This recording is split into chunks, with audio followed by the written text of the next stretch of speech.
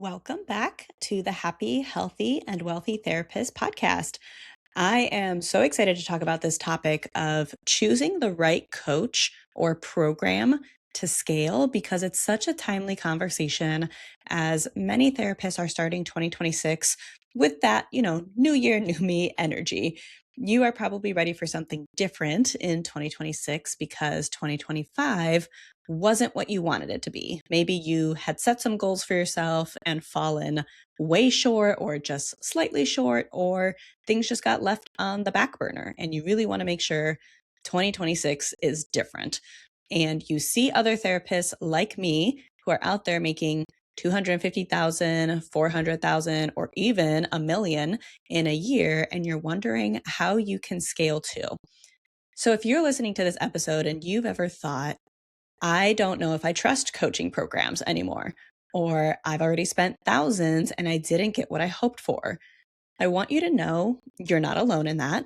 I hear this constantly from therapists. And quite honestly, there's been times in my own business and my journey where I've felt some similar things. Often there is this quiet layer of shame underneath our experiences within a coaching program, or maybe you even had you've worked one on one with a business coach within a coaching container. And that quiet self talk might look like, maybe I should have known better, or maybe I just didn't implement enough, or maybe it's my fault it didn't work. So, today we're going to talk about how to choose the right coach or program to scale in 2026 and beyond without bypassing discernment and without blaming yourself for past experiences. This episode is about separating unrealistic expectations from actual under delivery, because that's a thing, understanding capacity, not just motivation, and knowing what a healthy coaching relationship should actually feel like. That is so important. You could choose any coach out there, but you should have a healthy coaching relationship. I have always loved my one on one coaches, and that is not everyone's experiences. So, why have so many therapists been burned with coaching? You are probably inundated by just as many, if not more, ads for coaching programs out there. So, there are two things happening at the same time.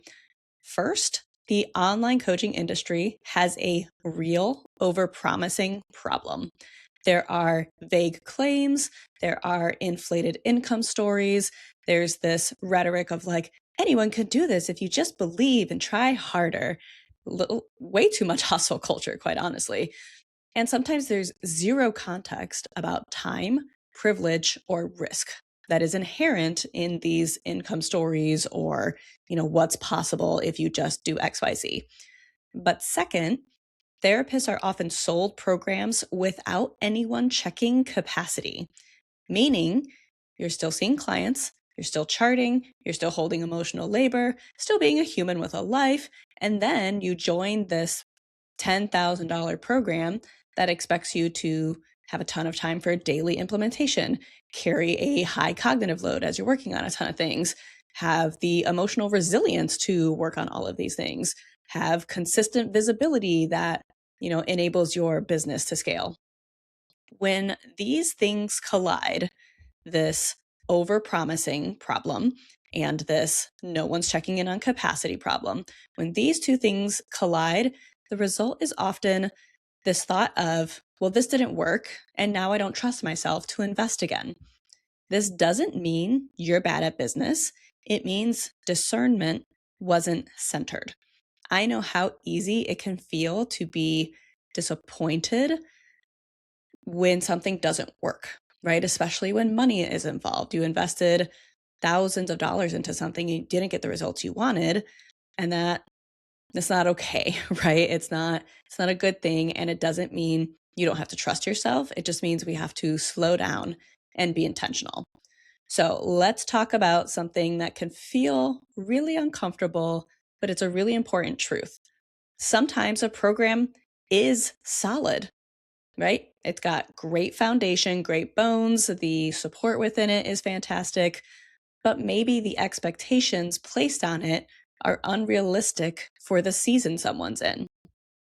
So, for example, If you are expecting a course to create momentum when you're exhausted, if you're expecting clarity when you're actually dysregulated, if you're expecting confidence when what you actually need is containment. These are some capacity questions that typically get missed before buying something.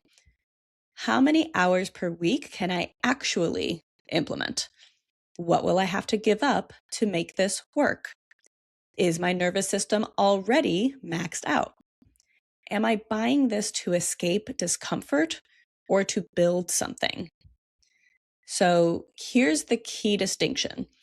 If a program clearly explains what's required, is honest about time and effort, doesn't guarantee wild outcomes, and it still doesn't work because life implodes, well, that's not a failure on anyone's part. It's just a mismatch, right? What the program is and what it has to offer didn't match the season you were in. Literally, you could do the same program 6 months later, a year later, and you could have potentially gotten something different out of it because it wasn't a mismatch anymore. But I see that. And again, I have felt that. I've been in a really good group coaching program, but I didn't have the time and capacity for it. I was like, I think scaling to a group program, a group practice sounds fantastic. Let me do that. So I joined one of the really big ones out there and I saw it was a fantastic program, but I just was not in the space to actually do the work required. And that was, I think, a little bit more me lack of checking in on that for myself. And it was a little bit of, when I met and did the consultation call, I wish that conversation would have been had with me more, as opposed to just like, yeah, we've got you and you're covered. I wish there would have been more conversation around literally, how does this fit into your life right now? But if a program minimizes your effort, suggests ease without structure, frames lack of results as a mindset issue, well, then that's not really an expectations issue, right? It's not about, oh, clearly I didn't know what I was doing, or, the problem is this when I thought it was that. This is an integrity issue. If someone's saying, this is just so easy, you put in like 20 minutes and you'll start making 30K months, that's just not realistic, right? There is always some amount of work that is involved in scaling something and building something new, even better marketing your therapy practice. And it has to be clear what that amount of work is for you to actually give informed consent, right? Because if you can't give informed consent because you don't know all the information, then that's where we're going to have this mismatch of what can the program give versus what do I have to give? So how can you spot over-promising and under-delivering in marketing? Let's talk about some red flags. Number one, any kind of guaranteed outcomes. So this can be income promises, like how to add 5K to your revenue every month, or this can be any timelines without context. So if someone's saying you should be able to do this within 30 days, right? I see a lot of that with like social media marketing, like how to double your followers by 30 days. If it's not sharing more with you about exactly how much time is it going to take to meet that timeline, then that's important, right? Like it's not showing you the full picture. Or this quote unquote, this works for everyone. Does it actually work for everyone? Probably not. There are people who have different capacities, literally a different amount of time. My time and my capacity as a person who does not have children, as a person who has quite a bit of privilege in their work because I'm able to make what I make working the amount that I do, and I'm not specifically stressed about making more. Like my time and my capacity is different than someone who is working 50 to 60-hour weeks and has 3 kids and is, go on and on and on with why capacity is literally just different for us. So ethical programs talk about the process, not guarantees, right? What's the process going to be of learning how to market yourself? What is the process of, for example, one of my programs talks about SEO, search engine optimization. I don't say how to rank, tomorrow. I say, learn the strategies that are going to help you over time, right? That time might be shorter than you think, but it's not going to take forever. So when we can talk about the process of what someone's going to go through and not just give guarantees, that's a little bit more in the green flag area. Another red flag is this vague transformation language that we probably see out there. And a lot of this, quite honestly, probably comes from how much AI people are using in their marketing these days.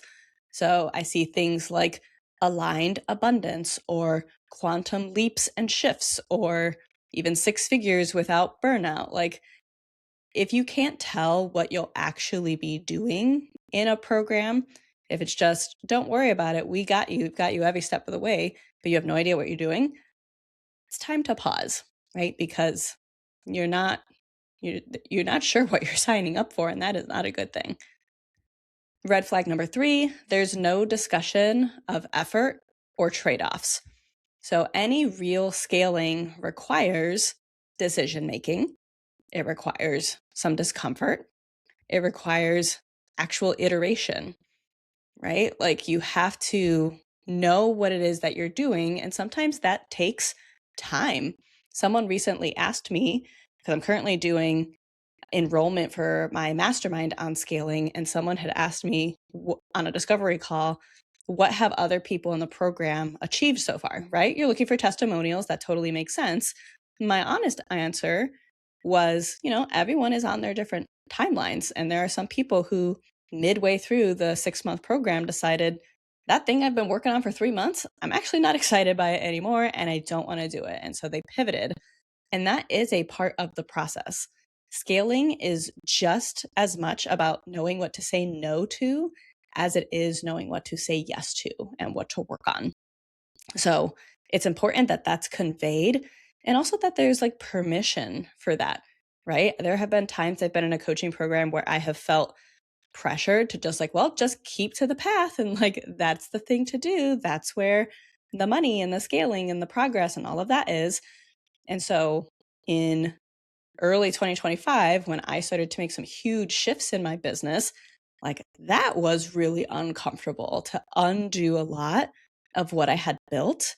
But it was all for the purpose of actually building a business I wanted to run in a way that was in alignment with my values and my energy and how I wanted to run a business.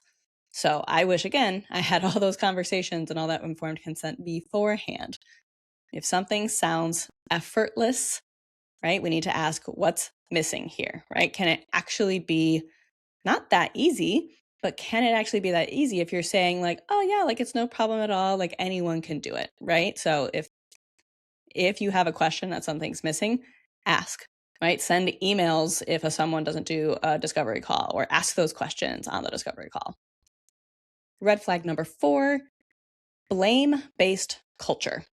So if the unspoken rule is, well, if it didn't work, you just didn't try hard enough, right? Like, you just didn't follow the formula. You just didn't do the thing. You didn't whatever. It's not really coaching, right? It's a little gaslighty, honestly, because there's something to be said for, right, not doing the work. Absolutely. If you didn't do the work, if it's a program that has calls and you didn't go to the calls, if it has videos and you didn't watch any of the videos, there is something to be said for, yes, you didn't put in the work, but again, that's not really a reflection of what you are capable of doing, but it is a reflection of, it might not have been, again, the right time for you to have done the program. Your capacity was not there. So we can't just continue to fall into this blame-based culture and continue to just say like, I'm bad, I'm wrong. We need to practice a little bit more of that discernment around, did I fully understand what I was opting into? And was I truly able to give informed consent based on the information I had? So now let's talk instead about green flags. What should you actually look for in a coaching relationship? Now, granted, I know there's a lot of programs out there where it is just like a video program, right? So that might not even necessarily be a coaching relationship. Obviously, if you're going to be watching dozens of hours of videos from someone, you probably want to like them. But here I'm talking a little bit more about programs where there is a live interaction component. So some green flags, we want to look for clarity instead of charisma, right? There are tons of people who are very likable, right? My coach called me magnetic. I was like, oh God, really? Am I magnetic? Because I don't consider myself that way. What I consider myself actually is clear and trauma informed. And that has always been a cornerstone of my marketing and my branding, is to make sure everything is as clear as possible. And granted, some people still don't get the clarity they need from some of my marketing, right? We're never going to be 100% perfect with that. But clarity is more important than just how likable someone is, because we have to understand what's included, what support looks like, and what's expected of you as the person in the coaching program, right? That has to be so clear in order for you to know if it's the right program and the right coach for you. We also want to think about fit generally. This is very similar to the therapeutic relationship, but a good coach understands your industry. I have seen way too many therapists say that they're working with like a marketing coach who is not a therapist, or like an online digital marketing coach, or a brand coach, or a money mindset coach, that they don't work in the therapy realm. And that's why in the therapy realm, we talk so much about your ideal client and your niche, because we know the difference between feeling like we're experts in a specific area and how that means we can help a person, how that means we can relate to a person. And it's the same in the coaching industry as well. Now, I've worked with coaches who have been therapists or who have never been therapists. And it's not that that part matters so much, but what matters is, do they understand the pain points of the industry and what being in that industry has kind of done for us in terms of how we think about things. Like, easy example is how many therapists struggle with money mindset issues. Like, someone who's not a therapist, someone who isn't familiar with the fact of like, well, why would therapists struggle to charge premium fees? If they have no understanding of that, they can't give you good personalized advice, because they're just going to be like, you just have to do it, as opposed to understanding why it might take you a hot second to make changes when it comes to your rates or getting off insurance panels or whatever that is. So they have to understand our industry and the way that it has shaped how we think about things and why we might have a hard time doing things. A good coach also respects your ethics, right? There is a difference between do it my way, this works, and well, this is how I do it, this is why I do it that way, but tell me, how does that work for you? Or there's been times where I have had to tell some of my coaching clients before, it doesn't sound like you are doing something you like. It sounds like you're doing something because you think you're supposed to be doing something. Or, okay, like if part of your ethics and how you want to build your practice is you want to have an offering, whether that's in your therapy business or your coaching, whatever business else you build, you want to have an offering that is lower price so that you can be more accessible. I'm going to say, fantastic, let's build that, as opposed to, no, that's a money mindset block. You have to go for all the money. Because if someone's not respecting your ethics, if they're trying to get you basically just to get results, that's a little bit more for their marketing, right? They want more of those testimonials of, look how I helped my client scale to 100K, than it is caring about supporting you as an individual. Because ultimately, a good coach isn't trying to turn you into a carbon copy of themselves. They are trying to help you figure out what it is you want and to get really, really clear on that. That was a huge thing for me as I was in transition between two coaches. I told the one I would be working with and the one I'm working with now, I was like, there's a lot I want to change in my business. And that's because I don't feel completely in alignment with who I want to be, because I felt forced from a previous coaching program to be basically a carbon copy of that person and how they ran their program.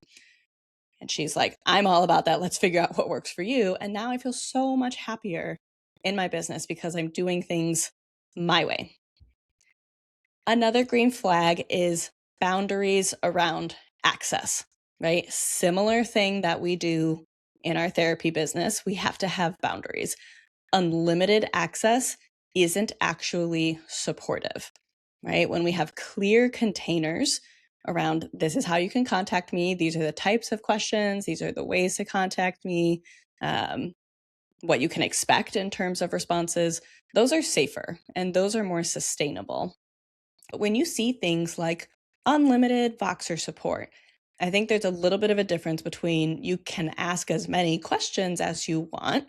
I think that's what a lot of us coaches mean. That's what I say when I say unlimited Slack support. It's like you can ask as many questions as you want. But what it should not do for the coach is to mean they're bending over backwards to respond to things like within an hour, but it's more about realistic expectation setting for everyone. Another green flag is shared responsibility. So good coaching sounds like here's what I can provide and here's what's yours, right? A coach, think about it when you think about like a basketball coach or any other traditional way where we think about coaching. I was an academic coach and I was a career coach.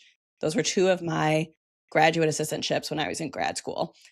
Most coaching relationships is very, very clear. The coach acts as I have the information, I have the resources, I can give you tips and personalized support. And now here's your part, right? Now it's your part to take it away and practice and implement. And I think that's really important because there can't just be this aspect of like, just trust me and it'll work, right? Like just follow my lead blindly. And right, like the shared responsibility part is I'm giving you what I can provide. I'm showing you what part of that is yours and how you need to implement that and assess like the barriers around why that might be difficult or help to keep you accountable, but also too to help you strategize when that's not working, right? Don't just say, just trust me and keep following the process. A good coach should actually attune to you and listen to you and again, respect you, even if that means, yeah, I didn't do the work. I had so many people in my coaching program that was geared towards intensives and SEO. So many people would be like, oh, I know you probably said this in the videos and I just didn't get around to watching them yet. So tell me to like kick rocks if you don't want to answer this question right now. And I'm like, no, I completely understand. Like part of why you all are here is because you don't have a ton of time. So yeah, the videos are there as a resource for you, but that doesn't mean I'm not going to provide you that personalized guidance and support right here and now, because I don't believe in a method of just like offloading to the videos. Honestly, people are probably not buying my videos. They are buying time with me. So having shared responsibility is a huge green flag. So like ask any coach you are considering working with, like, what does that look like for us? And obviously it's a huge green flag if you can feel that felt sense of self-trust. So this one matters more than anything. After a sales conversation, so a discovery call, a consultation, anything where you might be buying a course or a program, you should feel clear, not rushed. You should feel grounded, not frantic. You should feel like you are the one who's choosing something, not being pulled into something.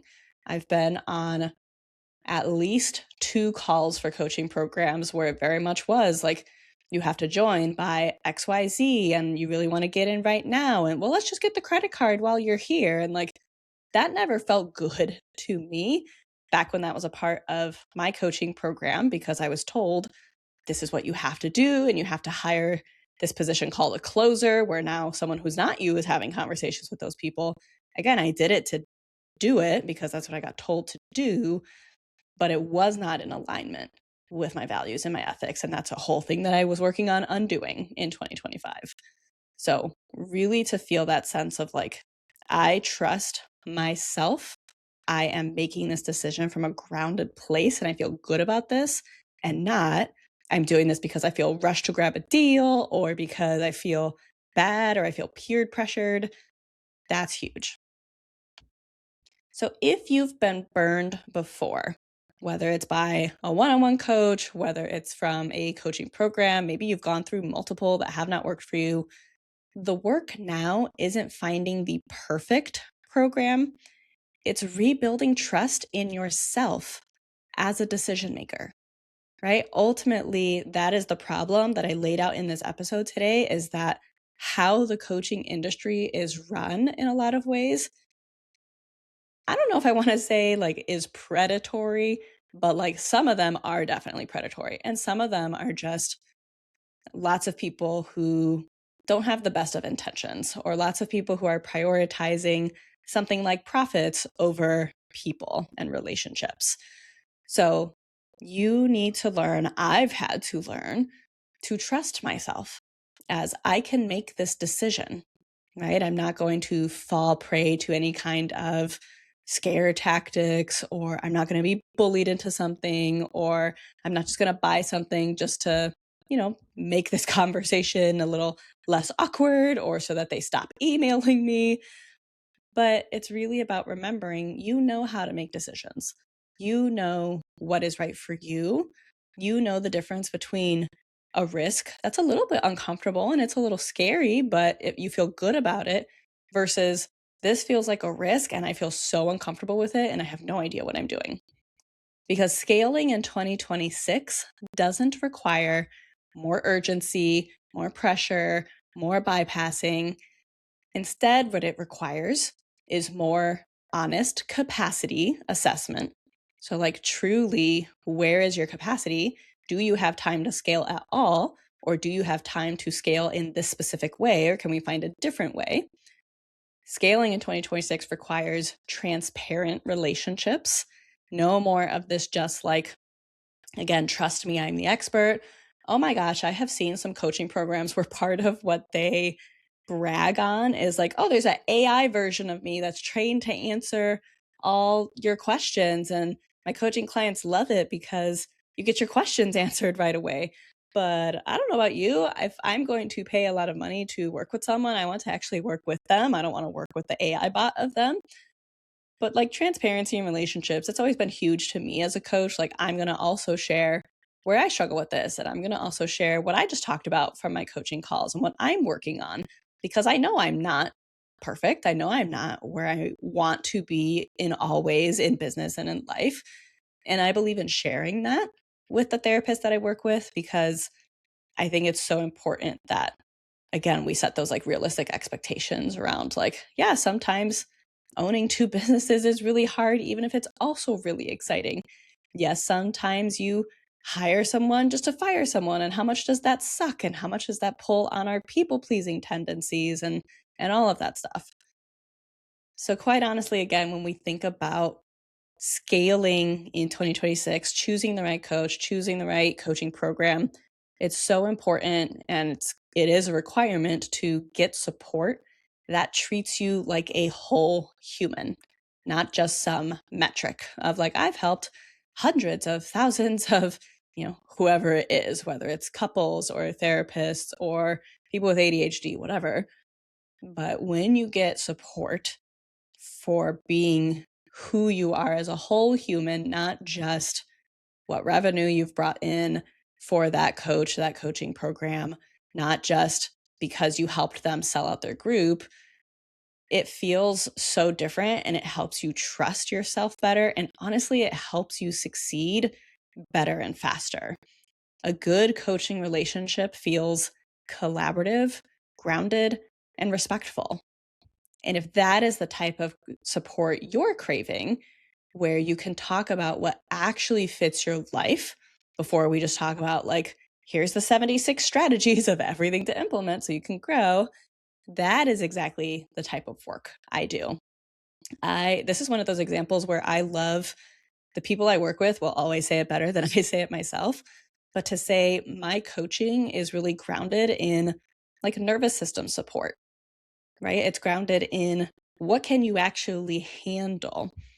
And so that's why when I was coming up with the name for my mastermind, I landed on happy, healthy, and wealthy because it has to be all three, right? Being wealthy isn't going to be exciting if it's costing you your happiness and your health. So they have to all balance out, and it has to mean you have the right support to do that. You can't just have this hustle culture crap. You can't just have these vague promises around, look how quickly I did it and everyone can do it and so can you. So if you're interested in talking more about working together in my mastermind, I'm going to link everything in the show notes.